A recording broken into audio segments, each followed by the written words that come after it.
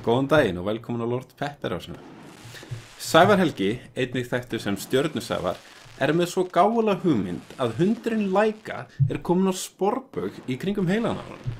Það nú ósanngjarnt að byrja þetta á einhverjum skotum, en ég stenst ekki freistinguna að henda í nokkra stjarnfræðilega finna aulabrandara. Ef það fór framhjá þá stakk Sævar upp á því að banna sölu flugelda, samanber þessi færsla á Twitter. Í stuttu máli þá vísar hann til umhverfisverndarsjónarmiða. Það verður auðvitað að hafa í huga að hann getur varla gert afstöðu sinni fyllilega skil á Twitter.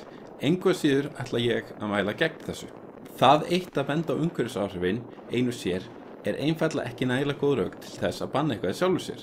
Við hljótum að þurfa að vega þau og meta með hliðsjón af öðrum hagsmunum.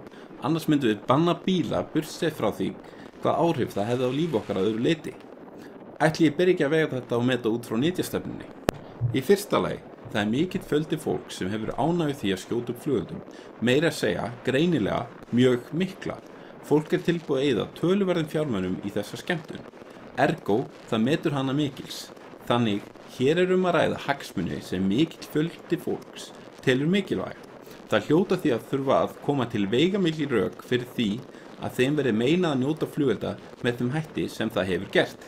Í öðru lagi, það örugglega nokkur hópur sem telur sig verða fyrir ónæði vegna hávaða og rusls. Þetta alveg teljanlegir hagsmunir, en það rétt að benda á að flugeldasölu og skotgleði sett mörk í dagatalinu. Það hlýtur að telja sanngjörn úrlausn sem tekur tillit til þessara hagsmuna. Ef til vill mætti hins vegar taka harðar á því þegar þær reglur brotnar og hvetja til ötulshreinsunarstarfs á nýársdag. Í þriðja lagi, svifryksmengunin vissulega mikil en hún varir stutt. Það að smár hópur í samfélaginu þoli ef til vill illa að fara seint út af kvöldi eitt kvöld á árinu hljóta teljast ansi litlir hagsmunir, en þeir þó auðvitað einhverjir. Í fjórða lagi, síðan ef við hverfum aðeins frá nytjahyggjurökunum, Sævar nefndi þetta ekki sérstaklega en slys vegna flugelda eitthvað sem margir myndu nefna.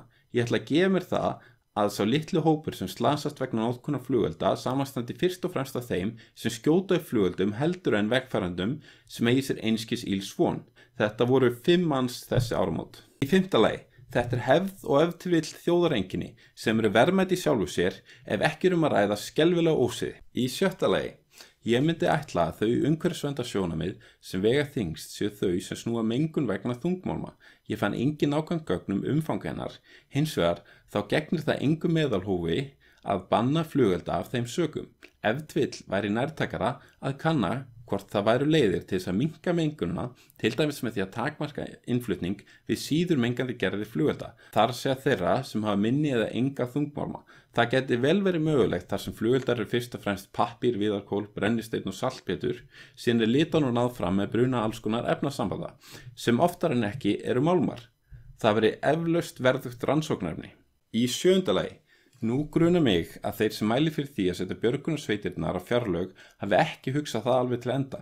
Jafnvel þó þær áfram einkaaðilar, þá gæti þær farið að falla undir stjórnsýslulögin eftir atvikum, þar sem þær reknar fyrir almannafé. Fyrir utan að þá þær að fara að huga því að slást bitana við gerð fjárlaga.